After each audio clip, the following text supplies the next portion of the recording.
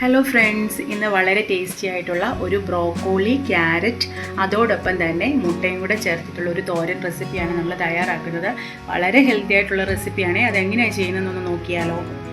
ഈ തോരൻ തയ്യാറാക്കാനായിട്ട് 1 table spoon അളവിൽ എണ്ണ ഒഴിച്ചു കൊടുക്കുന്നുണ്ട്.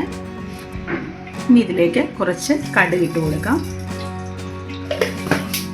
സവാള പൊട്ടിയതിന് ശേഷം കുറച്ച് ഇഞ്ചി ചെറുതായിട്ട് നുറുക്കി ചേർത്ത് കൊടുക്കാം. അതോടൊപ്പം തന്നെ 2 പച്ചമുളക് ചെറുതായിട്ട് അരിഞ്ഞതും, ഒരു അരമുറി സവാളയും കറിവേപ്പിലയും കൂടി ചേർത്തതിന് ശേഷം നമുക്ക് ഒന്ന് വഴറ്റി കൊടുക്കാം.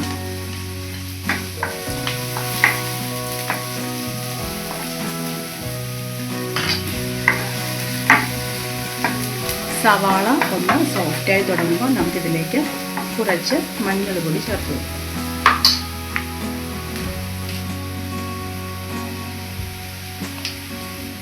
ഒരു 1/4 ടീസ്പൂൺ അളവിലാണ് മഞ്ഞൾപ്പൊടി ചേർത്ത് കൊടുത്തിരിക്കുന്നത്. മഞ്ഞളും ഉപ്പും ചേർന്ന വെള്ളത്തിൽ അരമണിക്കൂറോളം കുതിർത്ത് വെച്ച് വൃത്തിയായിട്ട് മുറിച്ചെടുത്ത ബ്രോക്കോളിയാണ് ഇപ്പോൾ ചേർത്ത് കൊടുക്കുന്നത്. അപ്പം തന്നെ ഒരു ചെറിയ ക്യാരറ്റ് കഷ്ണങ്ങളാക്കിയതും നമുക്ക് ചേർത്ത് കൊടുക്കാം. ഇനി ഇതിലേക്ക് കുറച്ച് ഉപ്പും കൂടെ ചേർത്തതിന് ശേഷം നമുക്ക് നന്നായിട്ടൊന്ന് ഇളക്കി യോജിപ്പിക്കാം. വെയിറ്റ് ലോസ് ഒക്കെ ചെയ്യുന്നവർക്ക് വളരെ ഉപകാരപ്രദമായിട്ടുള്ള ഒരു റെസിപ്പിയാണിത്. നമുക്കിത് ഇങ്ങനെ തന്നെ കഴിക്കാൻ പറ്റും തോരനായിട്ട്. ഒരുപാട് ഹെൽത്ത് ബെനിഫിറ്റ് ഉള്ള ഒരു വെജിറ്റബിളാണെന്ന് നിങ്ങൾക്ക് എല്ലാവർക്കും അറിയാമല്ലോ. അതുപോലൊപ്പം തന്നെ ക്യാരറ്റ് ഉപ്പും ചേർത്ത് നന്നായിട്ടൊന്ന് മിക്സ് ചെയ്തതിന് ശേഷം നമുക്കിതിലേക്ക് നടുവശത്ത് ഒരു ചെറിയ സ്പേസ് ഉണ്ടാക്കിയിട്ട് അങ്ങോട്ട് ഞാൻ കുറച്ച് ചെറിയ തേങ്ങയാണ് ചേർത്ത് കൊടുക്കുന്നത്.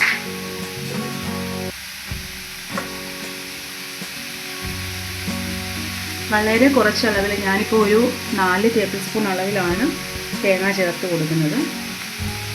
എല്ലാം പോലും വെള്ളം ചേർക്കേണ്ട കാര്യമില്ല, ഇതിൽ നിന്ന് തന്നെ വെള്ളം ഇറങ്ങി വരും. അപ്പോൾ ക്യാരറ്റും ബ്രോക്കോളിയൊക്കെ ആവി കയറുമ്പോൾ തന്നെ വേകുന്ന വെജിറ്റബിളാണ്. വളരെ എളുപ്പത്തിൽ കുക്ക് ചെയ്തെടുക്കാവുന്ന വെജിറ്റബിൾസ്. അപ്പോൾ അതുകൊണ്ട് തന്നെ നമുക്കിതൊന്ന് ഇങ്ങനെ ഒന്ന് ചേർത്ത് തട്ടിപ്പൊത്തി വെച്ചതിന് ശേഷം നമുക്ക് ഇതൊരു 5-6 മിനിറ്റ് അടച്ച് വെച്ച് കുക്ക് ചെയ്തെടുക്കാം.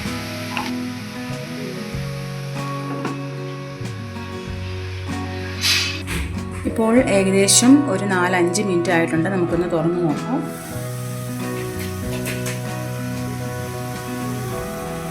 ഇളക്കി യോജിപ്പിക്കാം. തേങ്ങായും ബീറ്റ്റൂട്ടും ബ്രോക്കോളിയും ഒക്കെ നന്നായിട്ടൊന്ന് മിക്സ് ചെയ്തെടുക്കാം.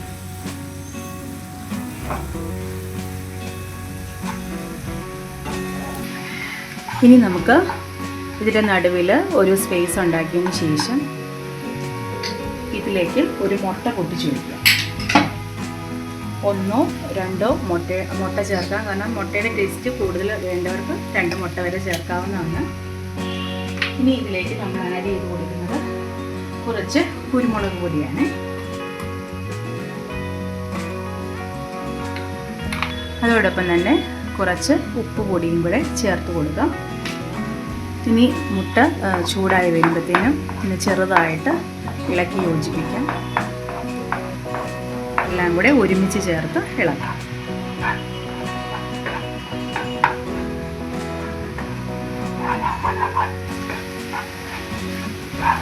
വളരെ ടേസ്റ്റി ആയിട്ടുള്ള ഒരു തോരനാണിത്.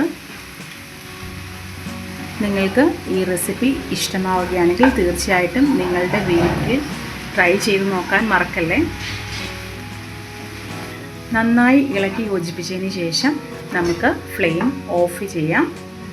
നിങ്ങൾക്ക് ഈ വീഡിയോ ഇഷ്ടമായെങ്കിൽ തീർച്ചയായും നിങ്ങളുടെ കൂട്ടുകാർക്കും ഫ്രണ്ട്സിനും ഷെയർ ചെയ്യാനും ഒന്ന് സപ്പോർട്ട് ചെയ്യാനും മറക്കല്ലേ. Thank you for watching.